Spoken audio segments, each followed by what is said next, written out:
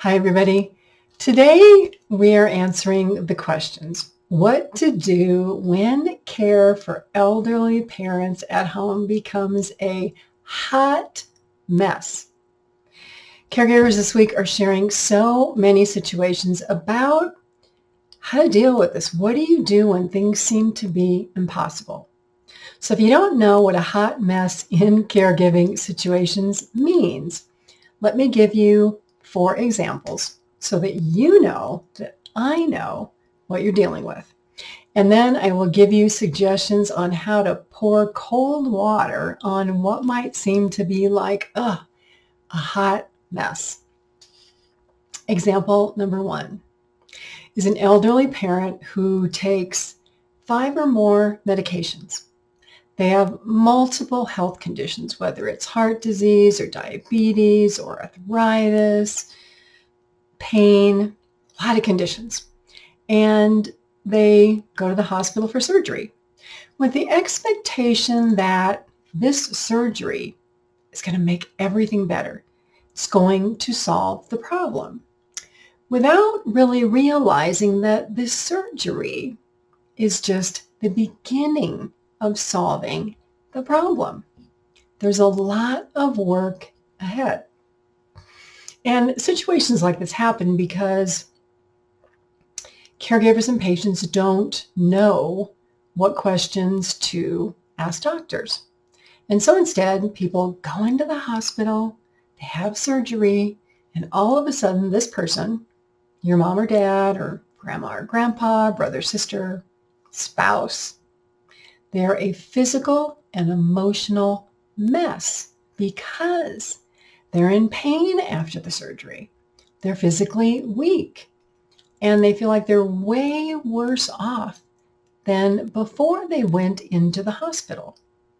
And even worse, it's up to you to solve this problem. Example number 2, you're the caregiver. And you're doing everything for mom and dad while your siblings are going on with their little happy lives. They're raising their children, going to college, going on vacation, buying new cars, weekend getaways. And you, on the other hand, oh my God, you have given up everything. You're struggling to keep your job. You finally realize that nobody is going to show up to help you. And your life, it's going down the toilet unless you do something differently.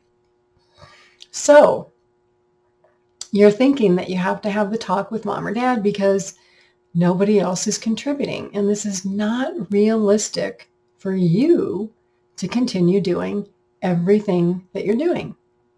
While this may seem to be the perfect situation for your parent, everything's done, all their needs are met, your life is in the tank. How do I know all this? I'm Pamela D Wilson. I'm a caregiver expert. I'm an advocate. I'm a speaker for caregivers and patients. I've been doing this going on almost 25 years now. So if you're watching here, please like this video, follow my channel. I'm going to mention a lot of links below in the comments section that you can go on and click after you watch this video that offer more solutions to these problems that may seem like, oh my gosh, hot mess. So, example number 3. You may be early in the caregiving stage. You started helping out a little bit here and a little bit there, and now unexpected tasks are piling up. You feel buried because the health of your parent seems to be like this moving target. One day they're fine, the next day totally different. One day they're taking their medications, the next day they forgot. They eat, they don't eat. They bathe, they don't eat. They change their clothes, they don't change their clothes. And even though they're saying that they're trying, you see absolutely no evidence of trying. What you see is they sleep all day, or they sit on the couch all day and they watch TV and they eat junk food and they don't do anything. And finally, you realize that This is just the way it is. The situation is not going to get better. And it's not their fault. Honestly, they're doing the best they can. But it's everything else. Their body is giving up. They have lost control over their emotions and their thoughts and their desire to get well. And the doctors don't seem interested in helping, because what you hear is, well, I've given your mom or dad recommendations. They don't want to take the medications. They don't want to follow through. They don't want to do anything. So what you have is another hot mess. Example number 4. Mom and dad are constantly in and out of the hospital. You're getting a call every other night. Hey, guess where I am? I'm in the hospital emergency room again. I need you to show up here. Help me out. Why does this happen? Because that's the place your parent thinks they're supposed to go for medical care. And even some caregivers think, well, they were in the emergency room, problem not solved. I guess we're going back. Well, what I can tell you is the emergency room is not the place to solve long-standing problems or problems that you can't figure out or problems that are annoying. The emergency room is for emergencies. That's why it's called the emergency room. So if your parent, their health isn't in an emergency status, the emergency room is just going to send them right back home. And what's going to happen? There are things and people called mandatory reporters.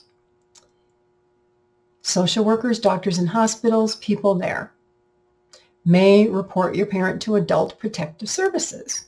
And I know when you hear this, this raises the hair on the back of your neck because you're thinking those meddling government people who are going to get involved in our lives. Well, yes, they can. This is number 4 in the hot mess of caregiving situations that may feel impossible to manage. Maybe you're at the end of your patience, you're at the end of your rope, you are done, because it might seem like there are zero solutions. So stay with me while I share some suggestions and some ideas and where you can go get help to these 4 hot mess problems that I've just shared. Again, there are going to be links below that you can click on to go to pages on my website that I will share in a minute. So again, please like this video, follow this channel.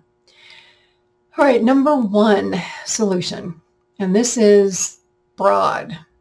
Above all else, it is important to refocus and gain control of your mind, because your mind's going in a million directions. It's here and it's here and it's there and it's there and it's there. Your mind's going so fast, you can't even keep up with it. Your thoughts are all over the place. You can't focus on what's going on. You're distracted. You're forgetful. You're also frustrated, angry, and upset. And every day goes by and you've got nothing done. You wake up and it's like reliving the same old hot mess over and over and over again. So what do? Stop.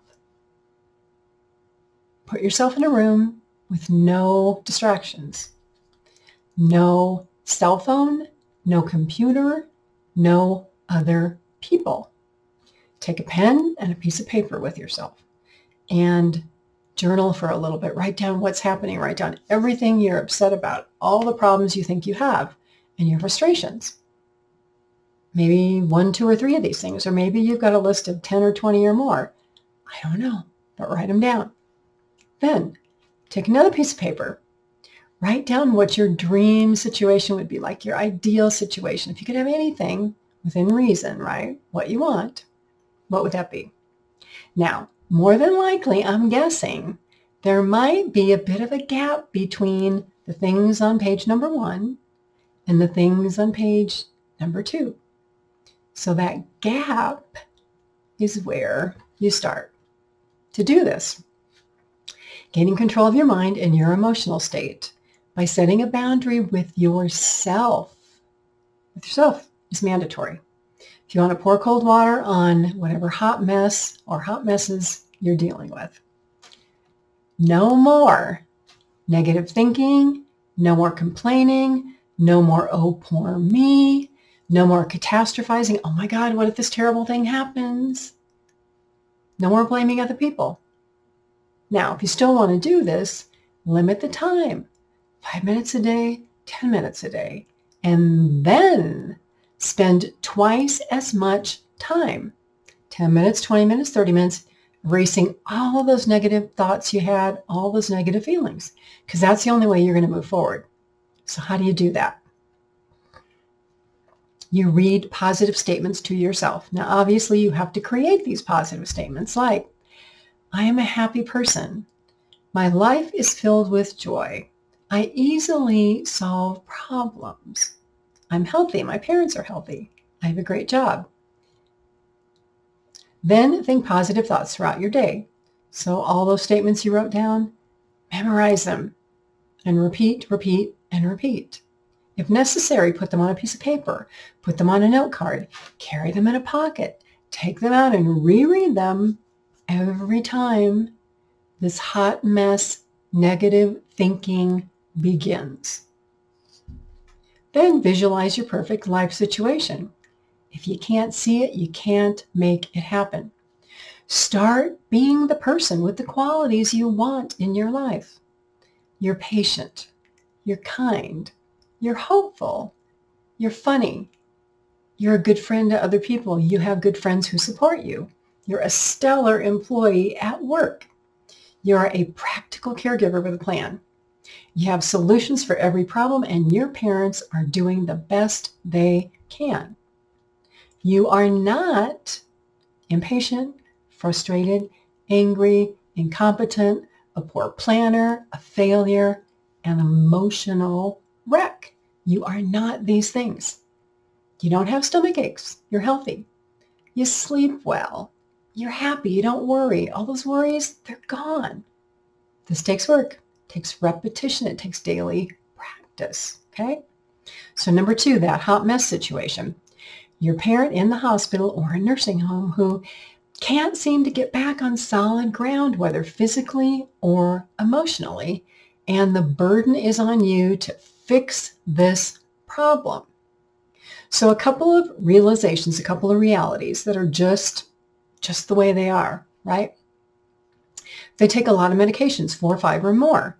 They have a lot of health problems. Getting better after surgery or any health event can take a lot of work. It's not going to be easy. Their thoughts may be right with yours in this, oh my God, hot emotional mess. They may be thinking, this is worse than death. I wish I were dead. I don't know how I'm going to get better. I am scared to death of what's happening. I feel like my life is out of control. What if I can't take care of myself? What if I can't go back home? I'm afraid of this, and I can't really talk to my kids about it. Go back to exercise number 1. Get your parent on board if they have the mental capacity, which means they don't have Alzheimer's or dementia. They've got no major health problems. They need even more positivity than you, the caregiver. Because if they don't change, if they can't change, if they're unwilling to change, it affects them. But who else does it affect? You. Okay? They need more positivity because of that hospitalization or that nursing home stay that put their body in a weaker or more frail condition. Think about this. Answer this question. Have you ever had to work yourself up from ground up or an impossible situation? Think back of the emotional struggle, of the physical struggle that you have. It's really the pits, and it can take a lot more mental work and commitment than you even might imagine unless you've been in this situation. So both of you, you and your parent or you and the person that you take care of, You have to refuse to see the dark side. Put on those rose-colored glasses and be realistically hopeful. And I say realistically hopeful because what I am not talking about here is ignoring a problem or denying that a health condition exists. You have to meet this problem, meet this health condition where it is, create a plan to do your best, whether you are the caregiver or the patient. So recovering from a hospital stay, recovering from a nursing home stay, there may be physical therapy or exercises 2 or 3 times a day for 10 minutes, 15 minutes, 30 minutes. There may be lifting small weights, right? You've got to regain arm strength so you can get up from a chair, sit up from the bed. You got to regain core strength here to gain strength in your stomach muscles so that you can stand from a chair or get out of bed. Did you actually know, if you're healthy, you probably don't realize this, but the strength to get up from a laying position in bed or stand up from a chair or stand up straight or sit up straight is a lot of these muscles in your core. If they are weak, you're going to slouch or you're going to have more difficulty getting out of bed. Now, all of this aside, the question here and the answer is a lot more simpler than you think. But it's also a lot more complicated to make happen. If you're the person with the health problem, do you want to remain independent and live in your home? Are you willing mentally and physically to do whatever it takes? Are you up for that? You have to be if you want the good in your life. Or are you in a position where it's like, you know what? I've lived long enough. I'm going to eat junk. I'm going to give up and I'm going to let somebody else take care of me. Well, if that's the situation, then you have to realize that it may not be your family or your children taking care of you. You may have to move somewhere else. You may have to leave your home. Now, obviously, whatever side of this you're on, a lot of details to make all this happen. Where do you get the answers? Where do you get tips? Where do you get suggestions? After you watch this video, look below. There will be a number of links. One of them will be to my online program called How to Care for Aging Parents. You'll find detailed answers to how to make this happen, questions that you should ask doctors, considerations, things that you should research. Click on the link and you'll go over to a page on my website. Okay, so hot mess number 2. You are the caregiver on the verge of, oh my God, giving up everything to care for a parent. And just before you go over that edge to stop yourself, you catch yourself because no one in the family seems to care. They're not stepping up. They're happy to go on with their life while your life is getting more and more difficult and more of a hot mess. You might be at risk of losing your job, missing out on a promotion. You've given up your friends. Your husband and your children, how often do you see them? They're on the back burner because you're always over at your mom and dad's house. You feel sick. You've missed your doctor appointments. And you spent a lot of your money on your parents' care. Now you're digging into your savings or your 401k or you're having to take loans out. Seriously, if any of your friends were doing this, wouldn't you be asking them, oh my God, what are you thinking? Why are you doing this to yourself, to your life, to your family, to this extent? But you're in a good position here. By God's intervention, or some angel, or something else, or coming across this video, you realize this is not workable. This is not sustainable. And it's time to discuss this hot mess with mom or dad, your spouse, your siblings, your grandparents, whoever.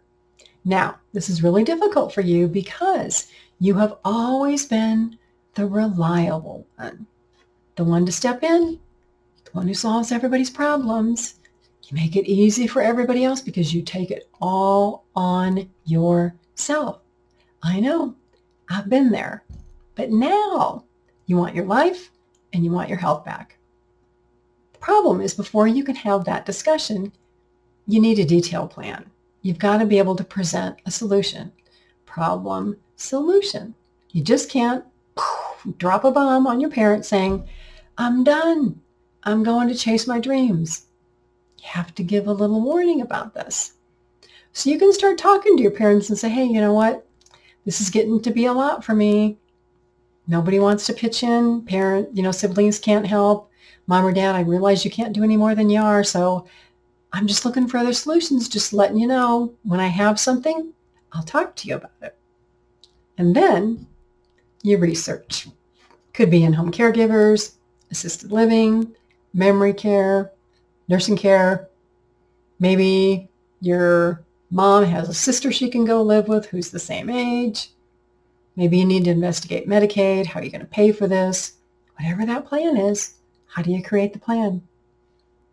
After you watch this video, go below. There's links to my online programs, plus information about power of attorney and guardianship. The only cost is your time because this information is absolutely free. Now, if you want to pay for a consultation with me one-on-one, you can do that. There's a link on my website, PamelaDWilson.com. Click on the Contact Me button, fill out the survey, and tell me you want to meet with me. But these links below, great investment because they can free you from this hot mess of going over the caregiving edge to that point of no return where, honestly, you may be the one questioning your ability to rebuild your life, much like your parent is when their health goes off track. Hot mess number 3. Mom or dad's health or their mental state is at the point where they do say, I want to get better, but there's no proof or there's no action. How many people do you know who want to make changes in their life? And they say, oh, I'm going to go on a diet. I'm going to exercise. I'm going to take a class. I'm going to get a college degree. And they never get it done. A lot of us can have really good intentions, but we just don't seem to get there because we don't know how, because we're not motivated, maybe because we don't have support, maybe honestly, we're just too tired and we really don't care. So your parents who say, oh, I want to get better and don't do anything. Maybe they're just overly optimistic and they wish they could change their health condition. But their health conditions are just making this impossible because the health conditions have gone beyond a point of no return. The cancer has progressed. Their heart disease makes them tired all the time. Their kidney disease means they're on a dialysis machine 3 days a week. So like in the other hot mess situation shared here, it's time to come up with a plan to help whoever it is live the best life they can in the time they have left. And this may be investigating palliative care or hospice care, and to stop running to the hospital emergency room every time something happens because there is no solution. It's accepting that the situation is coming to an end. It's having those hard conversations that none of us want to have. Who wants to admit that their health isn't going to get better, that they're probably going to die in 6 months or 12 months? What children want to have those conversations with their parents or spouse to spouse? Heartbreaking, horrible conversations, but real conversations. And believe it or not, maybe the person on the other end is going to be relieved that you're going to have this conversation. And you're no longer pressuring them to go have treatments, to continue to go to the doctor, to do things that they're tired of doing that are making them sick and aren't adding to their quality of life. You're not pressuring them to exercise anymore, eat healthy. They can have that piece of chocolate cake. Who cares, right? They're just tired of living. And that happens. So, again, links below to make plans. The last hot mess we talked about, and this one's a little more complicated, it's the hospital emergency room. When the hospital becomes the place of care for mom or dad or anybody in your life, for whatever reason, it could be a problem. Now, while it might seem easy, because maybe mom or dad don't like their doctor, or they don't have a doctor, or they say, oh, that doctor's not helpful, they're not solving any of my problems. Well, the problem is, the hospital emergency room, as I mentioned before, is for emergencies. It's not for routine care that you can go see a doctor for. And so if you keep ending up in the hospital emergency room, you may become what hospital staff call a frequent flyer.